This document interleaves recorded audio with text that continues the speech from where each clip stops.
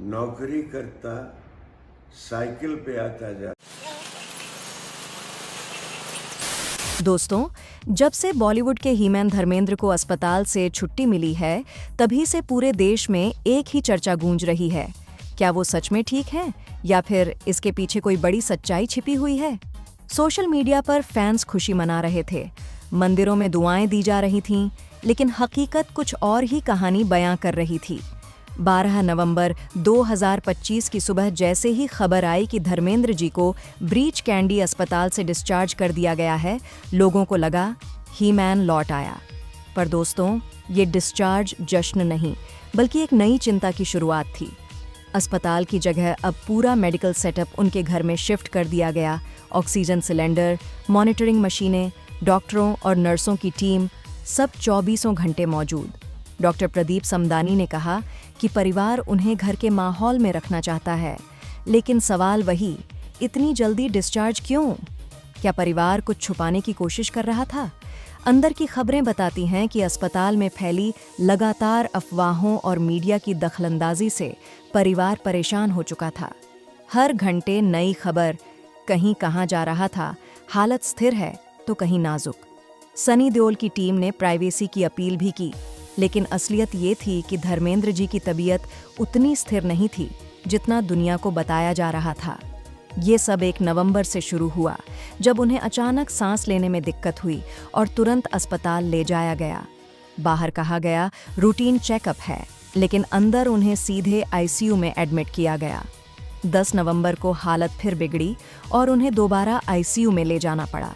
उसी दौरान social media पर उनके निधन की झूठी खबर भी फैली, जिससे फैंस सदमे में और परिवार नाराजगी में डूब गया। हेमा मालिनी और ईशा देओल ने अफवाहों का खंडन किया, लेकिन अस्पताल के बाहर का माहौल कुछ और ही कहानी सुना रहा था। शाहरुख, सलमान, आमिर खान, फिर गोविंदा, अमीषा पटेल और अगले दिन अमिताभ बच्चन खुद कार चलाकर पहुंचे। जय अपने दोस्त वीरू की खबर लेने आया तो माहौल एकदम सन्न था। इसी बीच एक और बड़ा मुद्दा सामने आया, धर्मेंद्र जी की लगभग 500 करोड़ की संपत्ति, जिसे लेकर परिवार में तनाव की चर्चा तेज है। 51 रुपये की पहली तनख्वाह से शुरू हुई उनकी कमाई आज सैकड़ों करोड़ के साम्राज्य में बदल चुकी है। फिल्में, प्रॉपर्टी, बिजनेस, फार्मा हाउस और गरम धरम ढाबा जैसी ब्रांडेड कमाई के स्रोत। उनके लोनावाला खंडाला के बीच बने मिनी स्विट्जरलैंड जैसे फार्मा हाउस की कीमत ही 100 करोड़ से ऊपर है। मुंबई की प्रॉपर्टीज, क्लासिक कारों का कलेक्शन, ढाबा ब्रांड, विजेता फिल्म्स, सब मिलकर उनकी नेटवर्थ को 500 करोड़ के पार ले जाती है। लेकिन अब यह पूरी दौलत खतरे में बताई जा रही है और इनके बंटवारे को लेकर सवाल पहले से ज्यादा गंभीर हो चुके हैं। दोस्तों, आज भी धर्मेंद्र जी की सबसे बड़ी ताकत उनकी प्रॉपर्टीज ही मानी जाती है। उनकी आर्थिक सफलता किसी एक फिल्म की वजह से नहीं, बल्कि सालों की मेहनत और समझदारी से किए गए निवेश का नतीजा है। यही कारण है कि उनका नाम आज भी बॉलीवुड के सबसे असरदार कलाकारों में शामिल है। उनकी कहानी का सबसे अहम हिस्सा है उनका प्रोडक्शन हाउस विजेता फिल्म्स, जिसे उन्होंने अपनी पहली पत्नी की बेटी विजेता देओल के नाम पर बनाया। इसी बैनर ने सनी देओल को बेताब, बॉबी देओल को बरसात और पोते करण देओल को पल पल दिल के पास से लॉन्च किया। यानी देओल परिवार की विरासत का एक बड़ा हिस्सा इसी बैनर से जुड़ा हुआ है।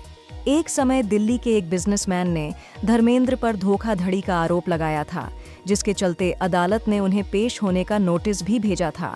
यानी उनकी विरासत पर कानूनी साए पहले भी मंडराते रहे हैं। अब जब वह घर में आईसीयू सेटअप के बीच हैं, बड़ा सवाल यही है, 500 करोड़ की इस विरासत का असली वारिस कौन? उनके 2 परिवार हैं। पहला पत्नी प्रकाश कौर से, जिनसे उनके 4 बच्चे हैं, सनी, बॉबी, विजेता और अजीता। दूसरा परिवार है हेमा मालिनी और उनकी 2 बेटियां, ईशा और अहाना। खबरों के मुताबिक धर्मेंद्र ने हेमा से विवाह के लिए कथित तौर पर धर्म परिवर्तन किया था और यही वजह है कि दोनों परिवारों में दूरी हमेशा रही। लेकिन कानून के अनुसार दोनों पत्नियां और सभी बच्चे बराबर हिस्सेदार हैं। धर्मेंद्र अपने बेटों को आगे बढ़ाने में हमेशा सक्रिय रहे, लेकिन बेटियों को लेकर वह पारंपरिक थे। हेमा मालिनी और ईशा दोनों ने बताया था कि धर्मेंद्र बेटियों को फिल्मों में नहीं देखना चाहते थे। ऐसे में सवाल उठता है, क्या अपनी 500 करोड़ की संपत्ति में वह बेटियों को भी बराबरी देंगे? यही कहानी में ट्विस्ट आता है। अंदर की खबरें कहती हैं कि उनकी कथित वसीयत लीक हुई है। बताया गया कि दोनों पत्नियों को लगभग 200 करोड़, बाकी रकम बेटों बेटियों में बंटी। कुछ रिपोर्ट्स का दावा है कि चारों बेटियों को करीब 10-10 करोड़ मिले हैं और बाकी संपत्ति बेटों को दी गई है। सनी देओल को विजेता फिल्म्स और बॉबी देओल को गरम धरम ढाबा का पूरा कंट्रोल दिया गया। अब सवाल ये भी उठता है, ढाबे पर केस चल रहा है तो क्या बॉबी उसकी कानूनी जिम्मेदारियां भी संभालेंगे?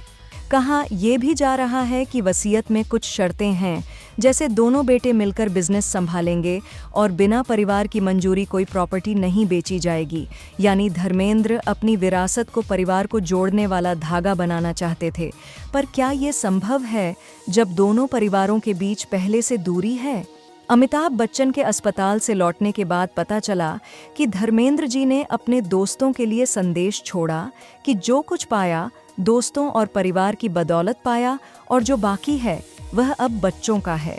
यह सुनकर हर कोई भावुक हो गया, लेकिन पीछे की सच्चाई यह भी बताई जा रही है कि उन्हें अब पूरा होश कम रहता है और वे पुरानी बातें दोहराते रहते हैं। ऐसे में सवाल उठता है, क्या वो इस हालत में वसीयत पर साइन कर सकते हैं? कुछ रिपोर्ट्स मानती हैं कि यह लीक हुई वसीयत असली नहीं, बल्कि किसी के द्वारा रची गई कहानी है ताकि परिवार के अंदर हलचल हो। और सच में दोनों परिवारों में तनाव बढ़ता दिख रहा है। सनी देओल शूटिंग छोड़कर पिता के पास हैं, जबकि हेमा मालिनी सोशल मीडिया पर लगातार अपडेट देती दिखती हैं। यह भी कहा जा रहा है कि असली वसीयत कई साल पहले तैयार की गई थी, जिसमें बेटों को बिजनेस और बेटियों को आर्थिक सुरक्षा देने की बात लिखी थी, ताकि भविष्य में किसी तरह का विवाद न हो। लेकिन हकीकत यह है कि धर्मेंद्र ने दोनों परिवारों को हमेशा अलग अलग रखा। प्रकाश कौर और हेमा मालिनी शायद ही कभी मिली हों।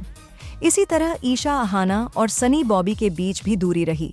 अब जब इतनी बड़ी संपत्ति दांव पर है तो यह दूरी और बढ़ती दिख रही है। सलमान खान लगातार अपडेट ले रहे हैं, शाहरुख खान ने उनके लिए दुआ की पोस्ट की।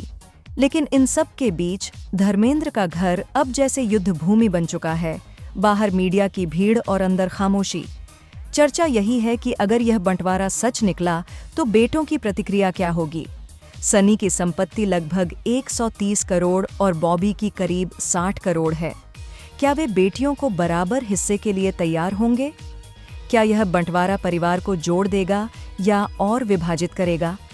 धर्मेंद्र जी की हालत अब एक मेडिकल अपडेट नहीं, बल्कि एक पारिवारिक गाथा बन चुकी है, जहां हर किरदार की अपनी सोच और अपनी उम्मीदें हैं।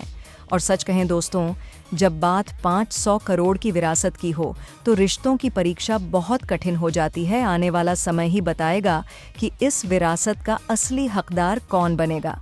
फिलहाल तो इंतजार ही रास्ता है। दोस्तों, आप बताइए, क्या इस संपत्ति का बराबर बंटवारा होना चाहिए, या जिसने उनके साथ ज्यादा वक्त गुजारा उसे ज्यादा हिस्सा मिलना चाहिए, या दोनों परिवारों को अलग अलग हिस्से मिलने चाहिए? कमेंट में अपनी राय जरूर लिखें।